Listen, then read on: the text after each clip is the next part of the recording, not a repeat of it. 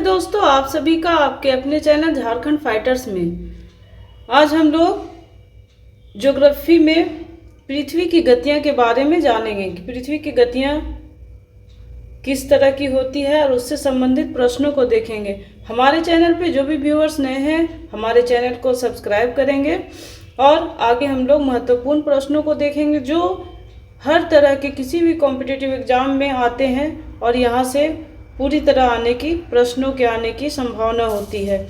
ये जो प्रश्न हम लोगों ने लाया है ये एनसीईआरटी की पुस्तक से ली हुई है और ये बहुत ही एक तरह से समझिएगा तो ये बेस है आपका। अगर आप भूगोल को पढ़ना चाहते हैं शुरू से तो ये एक बेस तैयार करेगा आपका कि किस तरह से आप आगे बढ़ेंगे भूगोल में। तो आइए दोस्तों देखते हैं प्रश्नों को। जो आज प्रश्न हमारा है वो पृथ्वी की जो गतियां हैं उस पर आधारित हैं। देखते हैं प्रश्नों को। प्रश्न है 21 जून को सूर्य की किरणें सीधी पड़ती हैं तो कहाँ पर पड़ती हैं ये पूछा जा रहा है आपसे। तो इससे दो क्वेश्चन बनता है। कभी कभी ये भी पूछा जाता है कि सूर्य की किरणें सीधी कब पड़ती हैं। तो यहाँ से आपका एक प्रश्न बन गया कि 21 जून, है ना दोस्तों। यहाँ से आपका प्रश्न से ही एक और प्रश्न बन गया है। यहीं पे आपका आंसर भी मिल गया है कि सूर्य की किरणें सीधी कब पड़ती हैं। ऐसे प्रश्न आपके रेलवे में, यूपीएससी में, एसएससी में अक्सर पूछे जाते हैं और उन सब को ध्यान में रखते हुए हमने ये कंटेंट तैयार किया, ये क्वेश्चन तैयार किया है कि किस तरह के एग्ज़ाम में क्वेश्चन ज्योग्राफी से या जो भी हो, पृथ्वी की गतियाँ हो या फिर अक्षांश देशांतर हो, तो उससे कहाँ से पूछे जाते हैं। इसलिए दोस्तों इसको नज़रअंदाज नहीं करेंगे, इन सब प्रश्नों को अच्छे से पढ़ेंगे तभी आपका बेस तैयार होगा। तो आइए देखते हैं कि 21 जून को सूर्य की किरणें सीधी कहाँ पड़ती हैं। ऑप्शन ए है पृथ्वी के अक्ष पर, बी है मकर रेखा पर, सी है पृथ्वी की कक्षा पर, डी है कर्क रेखा पर। इससे के पहले के क्लास में मैंने बताया था कि कर्क रेखा, मकर रेखा कहाँ पे होती है। जैसे ये पृथ्वी है दोस्तों और ये आपका विषुवत रेखा है, बीचों से बीच गया है। ये आपका जो लाइन गया है, ये जो अक्षांश रेखाएं हैं, तो इस रेखा को हम लोग बोलते हैं कर्क रेखा, जो उत्तर में होती है कर्क रेखा। और ये जो रेखाएं हैं ये है मकर रेखा, ये 23.5 डिग्री होती है। तो यहाँ पे पूछ रहा है कि 21 जून को सूर्य की किरणें सीधी कहाँ पड़ती हैं, तो हमारा आंसर हो जाएगा कर्क रेखा पे। तो यहाँ पे पड़ती है दोस्तों, इस कर्क रेखा पे पड़ती है। तो हमारा आंसर हो जाएगा ऑप्शन नंबर डी, कर्क रेखा पर। क्वेश्चन को समझने के लिए दोस्तों बेस को समझना जरूरी होता है कि आखिर कर्क रेखा क्या है, मकर रेखा क्या है, विषुवत वृत्त क्या है, आपका ध्रुव क्या है। तो इस चीज़ को अगर आप समझ लें, या फिर अक्षांश रेखाएं क्या है, देशांतर रेखाएं क्या है, ये अगर बेस आपने समझ लिया तो आपका ये सारा क्वेश्चन ऐसे ज़बानी बन जाएगा। कुछ दिक्कत नहीं है, ज्योग्राफी बहुत ही आसान है। अगर आप इसको अच्छे से पढ़ते हैं, कॉन्सेप्ट को क्लियर करते हुए, तो आपका क्वेश्चन कभी नहीं छूटेगा, ये मेरी गारंटी है। तो मैं ज़्यादा से ज़्यादा कोशिश करूँगी कि हर क्वेश्चन में आपको उससे संबंधित जो बेस है उसको मैं क्लियर कर दूँ। चलिए दोस्तों आगे देखते हैं अगले प्रश्न को। किस महीने में 28 या 29 दिन होते हैं। तो 28 या 29 दिन किस महीने में होते हैं ये आप सभी लोग जान रहे होंगे। मैंने कहा कि मैंने बेस से क्वेश्चन उठाया है, बहुत ही एकदम से शुरुआत से उठाया है। तो कुछ क्वेश्चन आपको बहुत ही इजी भी लगेंगे कि ये बच्चा वाला क्वेश्चन है। बच्चा वाला क्वेश्चन नहीं, ये बेस है आपका। अगर ये सब आपका क्लियर है तो आपका ज्योग्राफी आगे बहुत ही आसान हो जाएगा। तो 28 या 29 दिन किस महीने में होते हैं, तो ये आप सभी लोग जानते हैं फरवरी में होते हैं। और क्यों होते हैं, तो आप लोग जानते हैं जो हमारा सूर्य के चारों ओर जो पृथ्वी चक्कर लगाती है, तो सूर्य के चारों ओर, ये मान लिए सूर्य है, तो इसके चारों ओर चक्कर लगाने में पृथ्वी को, मान ली पृथ्वी यहाँ से शुरू करती है, ये जो पृथ्वी है और ये सूर्य है। पृथ्वी यहाँ से शुरू करती है और फिर यहाँ तक जब आती है तो उसको पूरा करने में, ये पूरा चक्कर पूरा करने में कितना दिन लगता है, 365 दिन और 1/4 घंटा। यही जो 1/4 घंटा नहीं हर साल में जुड़ाता है, वो लीप ईयर में जुड़ के क्या हो जाता है, एक दिन बन जाता है। तो वही फरवरी में जुड़ता है, तो कब 4 साल के बाद फरवरी का महीना कितना हो जाता है, 29 दिन का हो जाता है। इसी को हम लोग कहते हैं लीप ईयर, लीप वर्ष कहते हैं। आप लोग से उम्मीद करती हूँ दोस्तों कि आप लोग इस कॉन्सेप्ट को समझ गए होंगे। अगला प्रश्न को देखते हैं, कहीं भी दिक्कत नहीं होगी आप लोगों को, आप आराम से आगे पढ़ें। अगला प्रश्न है, सामान्यतः एक वर्ष को किन ऋतुओं में बांटा जाता है। तो यहाँ पर पूछ रहा है भारत के संदर्भ में कि सामान्यतः किन ऋतुओं में बांटा जाता है। ये क्वेश्चन भी बहुत इजी लग रहा होगा, लेकिन ये क्वेश्चन आपके जेपीएससी में भी पूछे गए हैं, आपका जो टेट एग्ज़ाम होता है उसमें पूछा जाता है, आपका एसएससी में पूछा जाता है, रेलवे में पूछा जाता है। ये सारे जो कॉन्सेप्चुअल क्वेश्चन हैं ये ही आपके पूछे जाते हैं एग्ज़ाम में। अगर ये आपका क्लियर है तो आगे आप लोग बहुत आसानी से सॉल्व करेंगे। तो इसका आंसर हो जाएगा दोस्तों ऑप्शन नंबर डी, गर्मी, सर्दी, बसंत तथा शरद। 4 ऋतु में बांटा गया। कभी कभी यहाँ से क्वेश्चन बनेगा कि भारत को कितने ऋतुओं में बांटा गया है। यहाँ तो दे दिया कि एक वर्ष में किन ऋतुओं में बांटा गया है, यहाँ ऋतु का नाम पूछा है, लेकिन कभी कभी संख्या भी पूछता है कि कितने ऋतुओं में बांटा गया है। तो आप लोग आसानी से कर देंगे कितने ऋतुओं में, तो 4 ऋतुओं में बांटा गया है, 4। अगला प्रश्न है, कब दिन और रात बराबर होते हैं। ये भी बहुत इम्पोर्टेंट क्वेश्चन है दोस्तों, बहुत ही इम्पोर्टेंट है। ये क्वेश्चन भी आ चुका है और आने की भी संभावना है कि हर तरह के कॉम्पिटिटिव एग्जाम में इस तरह के प्रश्न पूछे जाते हैं। तो इसका आंसर ऑप्शन है ए 21 मार्च, बी 23 सितंबर, सी ए और बी दोनों, डी कोई नहीं। तो इसका आंसर हो जाएगा दोस्तों कि कब दिन और रात बराबर होते हैं। तो 21 मार्च को भी होता है, ये 21 मार्च को भी होता है, और 23 सितंबर को। 2 दिन साल में 2 बार ऐसा दिन आता है जब रात और दिन बराबर होते हैं। तो इसका आंसर हो जाएगा सी नंबर, ए और बी दोनों, यानी 21 मार्च और 23 सितंबर दोनों दिन क्या होगा, दिन और रात बराबर होते हैं। इसे याद रखेंगे दोस्तों। आगे हम लोग फिर बढ़ते हैं। सूर्य की सीधी किरणें विषुवत वृत्त पर किस दिन पड़ती हैं। तो यहाँ पूछा जा रहा है कि सूर्य की जो सीधी किरणें होती हैं एकदम लंबवत विषुवत वृत्त पर किस दिन पड़ती हैं। तो ऑप्शन दिया गया आपका ए 21 मार्च को, 21 जून को, 22 दिसंबर को, या फिर 21 मई को। ये हमारा पृथ्वी है, पृथ्वी घूम रही है। अब यहाँ पर सूर्य, मान ली यहाँ पे सूर्य है, तो बोल रहा है कि पृथ्वी पर इसकी किरणें सीधी कब पड़ेगी, यहाँ पे एकदम सीधी पड़नी चाहिए। तो ये जो पृथ्वी है ये विषुवत वृत्त है, ये विषुवत वृत्त है, बीचों बीच होती है। तो बोल रहा है कि यहाँ पर सीधी किरणें कब पड़ेंगी। तो यहाँ पे सीधी किरणें पड़ती हैं 21 मार्च को। कब पड़ती हैं दोस्तों, तो 21 मार्च को। इसका आंसर हो जाएगा सूर्य की सीधी किरणें विषुवत वृत्त पर किस दिन पड़ती हैं, तो 21 मार्च को पड़ती हैं। अगला प्रश्न है, किस पर 6 महीने का दिन और 6 महीने की रात होती है। अब ये हमारा पृथ्वी है और ये हमारा उत्तरी ध्रुव हो गया, और ये हमारा दक्षिणी ध्रुव हो गया, दक्षिणी ध्रुव। तो बोल रहा है कि जब यहाँ पे ये उत्तरी ध्रुव और ये दक्षिणी ध्रुव है, जब ये चारों ओर पृथ्वी जो है सूर्य के चारों ओर चक्कर लगाती है, तो इस जगह पे और इस जगह पे क्या होता है, सूर्य की किरणें हमेशा बहुत ही कम पड़ती हैं, ऐसा कहे ना के बराबर पड़ती है। तो इसी ध्रुव पर, उत्तरी ध्रुव और दक्षिणी ध्रुव दोनों पर क्या होता है, 6 महीने की दिन और 6 महीने की रात होती है। तो इसका आंसर हो जाएगा ध्रुवों पर।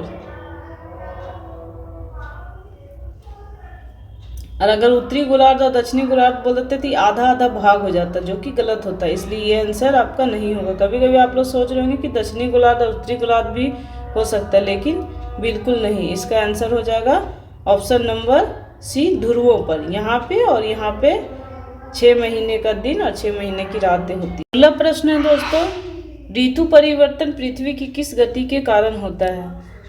इसको समझने के लिए हमको सबसे पहले जैसे ऑप्शन दिया गया है, घूर्णन गति, बी है परिक्रमण गति, सी है गुरुत्वाकर्षण गति, डी है उपरोक्त सभी। तो किस गति के कारण ऋतु परिवर्तन होता है? जैसे गर्मी आया, सर्दी आया, शरद आया, बसंत आया, तो क्यों आता है?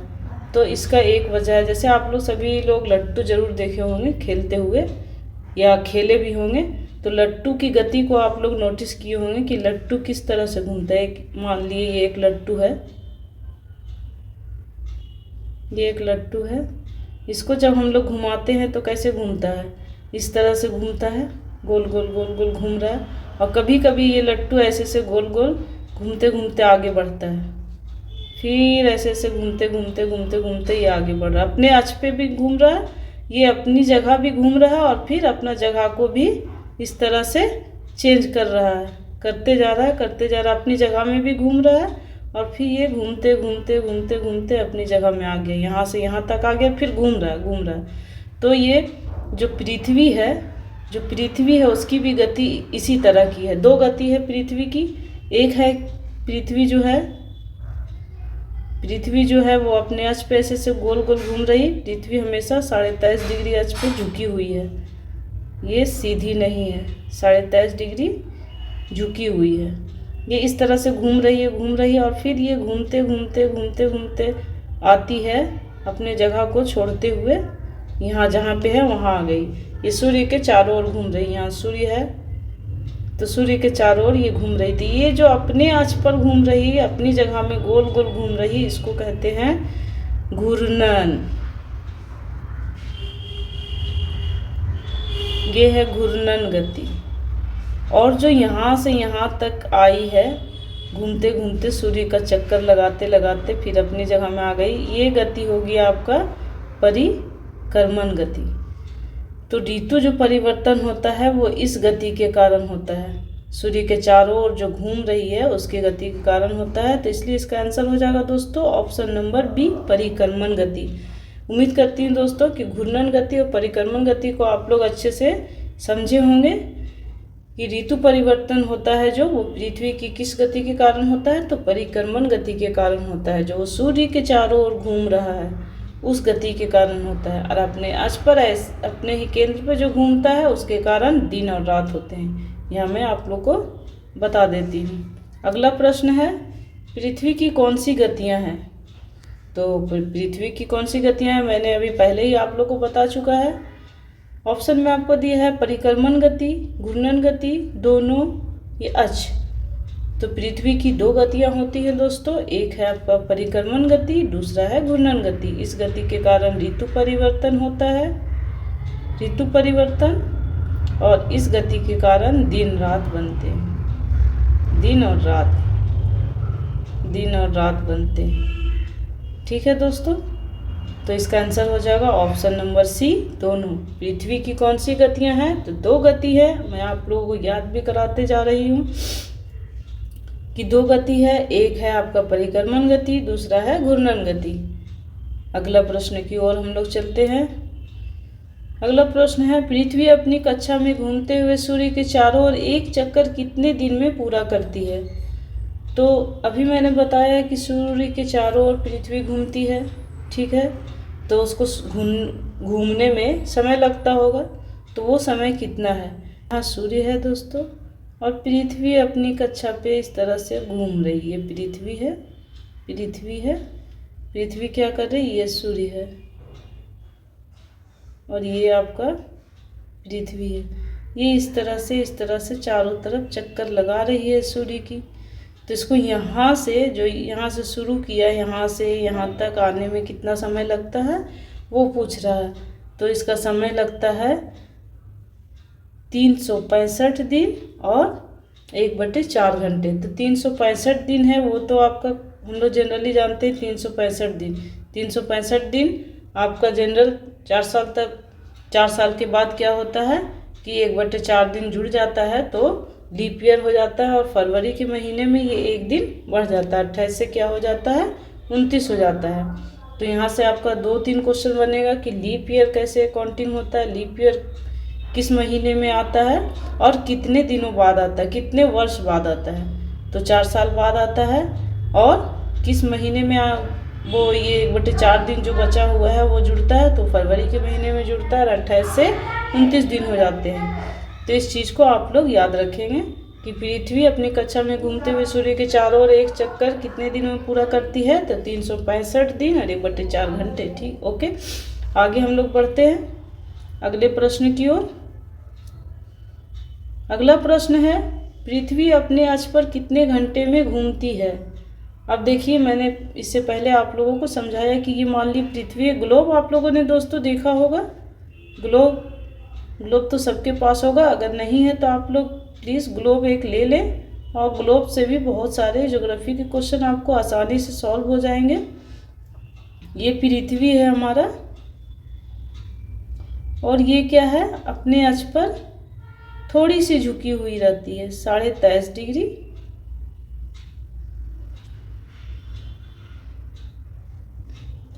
और ये क्या करती है, अपने अक्ष पे झुकी हुई है, और फिर ये ऐसे ऐसे अपने अक्ष पे ही यहीं पे घूमती रहती है। तो यहाँ से यहाँ तक इसको घूमने में जो समय लगता है वही उसी से दिन और रात बनते हैं, और यहाँ से यहाँ तक इसको आने में इस जगह से ये शुरू करती हुई यहाँ तक जब आती है तो इसको कितना समय लगता है दोस्तों, तो इसका समय लगता है 24 घंटे। 24 घंटे का समय ये लेती है यहाँ से यहाँ तक पहुँचने में। तो इसका आंसर हो जाएगा दोस्तों ऑप्शन नंबर सी, कितने घंटे, तो 24 घंटे। उम्मीद करती हूँ दोस्तों कि आप लोगों को समझ में आ रहा होगा। अगर नहीं समझ में आ रहा है, कुछ आप लोग को दिक्कतें हो रही, तो कमेंट बॉक्स में जाकर आप कहेंगे, उसमें मैं कोशिश करूँगी कि कुछ सुधार किया जाए। आगे देखते हैं दोस्तों प्रश्नों को। अगला प्रश्न है, जब पृथ्वी पर दिन और रात बराबर होते हैं तो उसे क्या कहते हैं। क्या पूछ रहा है प्रश्न कि जब पृथ्वी पर दिन और रात दोनों बराबर हो जाते हैं। अभी मैंने बताया था कि किस दिन बराबर होते हैं, याद है आप लोगों को, कमेंट बॉक्स में लिखेंगे आप लोग। तो जब बराबर होते हैं दिन रात तो उसे क्या कहते हैं। ऑप्शन आपका दिया हुआ है, ए विषुव कहते हैं, बी उत्तरी अयनांत कहते हैं, सी दक्षिण अयनांत कहते हैं, डी उपरोक्त सभी कहते हैं। ऐसा नहीं हो सकता दोस्तों, किसी को एक ही चीज़ कहेंगे, सभी चीज़ तो नहीं कह सकते हैं। तो ये तो आपका नहीं हो सकता है, दक्षिणी अयनांत भी नहीं है, उत्तरी भी नहीं है। तो इसको हम लोग क्या कहते हैं, ऑप्शन नंबर ए जो विषुव है, जब दिन और रात पृथ्वी पर बराबर हो जाते हैं तो उसे हम लोग कहते हैं विषुव। ये क्वेश्चन भी इम्पोर्टेंट है, आने के चांसेस हैं। अगला प्रश्न देखते हैं दोस्तों, किस गति के कारण दिन रात बनते हैं। अभी मैंने बताया पहले, गतियाँ 2 प्रकार की होती हैं। गतियाँ 2 प्रकार की होती हैं पृथ्वी की। एक आपका है ये घूर्णन गति, और ये है दूसरी परिक्रमण गति। अब पूछ रहा है कि किस गति के कारण दिन और रात बनते हैं। अभी मैंने बताया कि पृथ्वी जो है क्या करती है, अपने अक्ष पर घूमती रहती है, ऐसे गोल गोल गोल गोल। यही जो गोल गोल घूमती है प्रत्येक दिन, उसी के कारण क्या बनता है, दिन और रात बनते हैं। तो ये जो गति है दोस्तों, ये गति को कहते हैं हम लोग घूर्णन गति। अपने अक्ष पर जो घूमती रहती है गोल गोल, उसे कहते हैं घूर्णन गति। और इसी गति के कारण क्या होता है, दिन और रात बनता है। अगर पृथ्वी की ये गतियाँ रुक जाए तो दिन और रात असंभव हो जाएगा, दिन और रात नहीं बनेगा। चलिए अगला प्रश्न की ओर चलते हैं दोस्तों। पृथ्वी का जो भाग सूर्य के सामने हो वहाँ क्या होता है। तो जाहिर सी बात है, पृथ्वी का जो भाग सूर्य के सामने होगा वो क्या होगा, उसमें प्रकाश पड़ेगा दोस्तों। प्रकाश पड़ेगा, उजाला होगा, तो क्या होगा, दिन ही होगा, रात तो हो ही नहीं सकता है। वर्षा का इससे कोई रिलेशन ही नहीं है, ये भी नहीं होगा, उपरोक्त सभी नहीं होगा। तो इसका आंसर क्या हो जाएगा, ऑप्शन नंबर बी दिन। पृथ्वी है यहाँ पे, और यहाँ हमारा सूर्य है। ये पृथ्वी है, तो ये अपने अक्ष पर क्या करती है, घूम रही है गोल गोल। तो ये घूम रही है तो एक बार इसका ये पार्ट इधर आएगा, एक बार ये पार्ट इधर आएगा। तो जब आपका ये पार्ट इधर आएगा तो ये सूर्य का किरण यहाँ पड़ रहा, तो यहाँ पर क्या होगा, इस जगह में, इस पूरे जगह में क्या हो जाएगा, दिन हो जाएगा। और इस पूरी जगह में इधर वाले साइड में क्या हो जाएगा, रात हो जाएगा। तो आपका आंसर क्या होगा, जो सूर्य के सामने होगा वहाँ दिन होगी। अगला प्रश्न है, पृथ्वी की सूर्य के चारों ओर की गति को क्या कहते हैं। ये बार बार ऐसा प्रश्न पूछा जा रहा है ताकि आप लोग को ये कॉन्सेप्ट क्लियर हो जाए कि घूर्णन गति और परिक्रमण गति क्या है।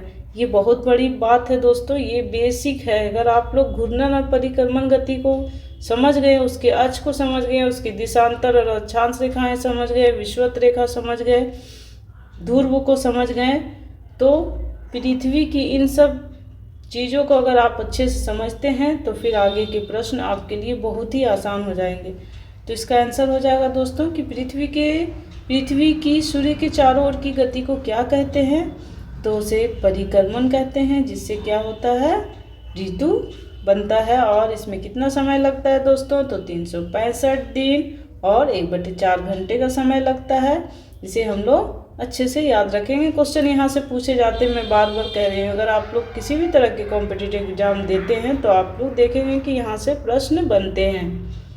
अगला प्रश्न है, पृथ्वी सूर्य के चारों ओर कक्षा में किस आकार में घूमती है। ये प्रश्न भी आया हुआ है दोस्तों कि किस आकार में घूमती है। तो गोलाकार बिल्कुल नहीं, ऐसे हम लोग मान लेते हैं कि जो पृथ्वी है वो एकदम गोल है, बिल्कुल गोल नहीं है। गोल गोल रूप से पृथ्वी नहीं घूमती है। पृथ्वी क्या करती है, ये जो सूर्य है, यहाँ सूर्य है, अब पृथ्वी जो घूमती है इस तरह से एकदम गोल नहीं घूमती है दोस्तों। किस तरह से घूमती है, तो पृथ्वी सूर्य के चारों ओर अंडाकार, अंडाकार आप लोगों ने देखा है, पूरा गोल नहीं होता है, थोड़ा सा वलय के आकार में होता है, इस टाइप का। पृथ्वी जो घूमती है सूर्य के चारों ओर इस पथ पर घूमती है, पूरी तरह से गोल नहीं। तो इसको हम लोग क्या कहते हैं, अंडाकार। तो पृथ्वी सूर्य के चारों ओर कक्षा में किस आकार में घूमती है, तो अंडाकार बोलेंगे। ये हमारा पृथ्वी है, पृथ्वी यहाँ पर है और ये घूम रही है, ये पथ है, और ये क्या है, हमारा सूर्य है। अगला प्रश्न है, 2020 एक लीप वर्ष था, अगला लीप वर्ष कब होगा क्या। अभी तो जस्ट 2024 में, आपका फरवरी में आ ही गया है। तो आपका जवाब हो जाएगा दोस्तों कितना, तो 2024। इसका आंसर क्या होगा। ऐसा ही अगला भी दे सकता है कि अभी 2024 में लीप ईयर है, तो अगला लीप ईयर कब होगा, आपको ऐसे दे देगा, 25 है, 26 है, 27 है, 28 है। आप उस तरह से उसको देख के करेंगे।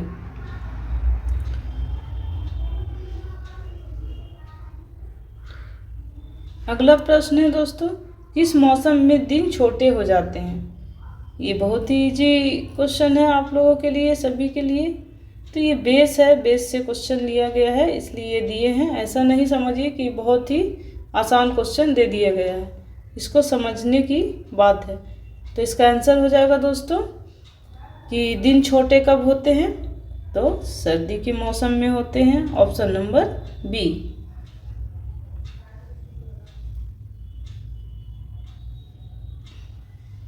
अगला प्रश्न है, गर्मी में क्रिसमस का पर्व कहाँ मनाया जाता है। तो गर्मी में जो क्रिसमस का पर्व है दोस्तों कहाँ मनाया जाता है, ये पूछा जा रहा है। ऑप्शन आपका दिया हुआ है, A Japan, B Bharat, C Australia, D Pakistan. तो हम लोग तो जानते हैं कि भारत में तो गर्मी में नहीं मनाया जाता है, बिल्कुल नहीं। पाकिस्तान में भी नहीं मनाया जाता है, क्योंकि भारत और पाकिस्तान तो सटे हुए हैं। अब रह गया आपका जापान और ऑस्ट्रेलिया। तो गर्मी का मौसम सबसे ज़्यादा कहाँ पड़ता है, तो ये ऑस्ट्रेलिया में पड़ता है। तो गर्मी में क्रिसमस का पर्व कहाँ मनाया जाता है? तो इसका आंसर हो जाएगा ऑप्शन नंबर सी, ऑस्ट्रेलिया। इसीलिए इसे बड़ा दिन भी कहते हैं दोस्तों। कभी कभी ये ख्याल आता है कि बड़ा दिन हम लोग क्रिसमस पर्व को क्यों कह रहे हैं, क्योंकि तो बहुत ठंडी में होता है, छोटा दिन होता है। तो क्योंकि ये ऑस्ट्रेलिया में गर्मी के मौसम में मनाया जाता है और वहाँ का दिन बड़ा होता है, इसलिए इसे बड़ा दिन भी कहते हैं। इसलिए इसका गर्मी में क्रिसमस का पर्व कहाँ मनाया जाएगा, ये क्वेश्चन पूछा गया है, पूछे जाने की पूरी संभावना है, इसलिए इसको याद रखेंगे। तो कहाँ मनाया जाता है? तो ऑस्ट्रेलिया में मनाया जाता है। अगला प्रश्न देखते हैं दोस्तों। ऋतु में परिवर्तन पृथ्वी की किस गति के कारण होता है? ये क्वेश्चन भी हम लोगों ने कर लिया है, ज़्यादा परेशानी की बात नहीं है। अब आप लोग इसे अपने से कर रहे होंगे, कमेंट बॉक्स में जाके आंसर दे सकते हैं। तो इसका आंसर हो जाएगा दोस्तों ऑप्शन नंबर बी, परिक्रमण। अगला प्रश्न है, सूर्य की किरणें सीधी कर्क रेखा पर डैश को पड़ती है? तो कर्क रेखा पर सीधी कब पड़ती है? तो 21 जून को पड़ती है। तो इसका आंसर हो जाएगा 21 जून। अगला प्रश्न है, एक लीप वर्ष में कितने दिन होते हैं? ये क्वेश्चन भी पूछा जाता है कि एक लीप वर्ष में कितने दिन होते हैं? तो एक लीप वर्ष में दोस्तों 366 दिन होते हैं। 365 जो लीप ईयर नहीं होगा उसमें होगा, और जो लीप ईयर होगा उसमें 366 दिन होंगे। जो 1/4 दिन बचा हुआ रहता है, 1/4 दिन, उसे क्या करते हैं हम लोग, जोड़ देते हैं। तो 4 साल में वो एक दिन बढ़ जाता है और फरवरी के महीने में 28 से 29 दिन हो जाता है। तो साल भर में कितना दिन हो जाएगा? 366 दिन। आज का सेशन दोस्तों यहीं पे समाप्त होता है, और मैं उम्मीद करती हूँ कि आपको सेशन बहुत अच्छा लगा होगा और आपको ज्ञान की बातें मिली होंगी, बहुत कुछ सीखे होंगे, आपका कॉन्सेप्ट क्लियर हुआ होगा। हम लोग इन्हीं छोटी छोटी स्टेप से आगे का बड़ा स्टेप लेंगे, छोटे छोटे बातों को, कॉन्सेप्ट को क्लियर करेंगे और फिर आगे बढ़ेंगे हम लोग दोस्तों। तो आज का सेशन अगर आप लोगों को अच्छा लगा हो तो एक लाइक ज़रूर करें और दोस्तों को भी शेयर करें, और जो भी हमारे चैनल पे नए हैं वो हमारे चैनल को सब्सक्राइब करेंगे। इसी तरह से उम्मीद है कि आप लोगों का सपोर्ट मिलता रहे, तो मैं आगे भी इस तरह के बहुत सारे क्वेश्चन लेकर आऊँगी जो आपके एग्ज़ाम में हेल्पफुल रहेंगे और आपके करियर बनाने में आपके सहयोग करेंगे। हम लोग फिर मिलेंगे दोस्तों अगले सेशन में। तब तक के लिए धन्यवाद।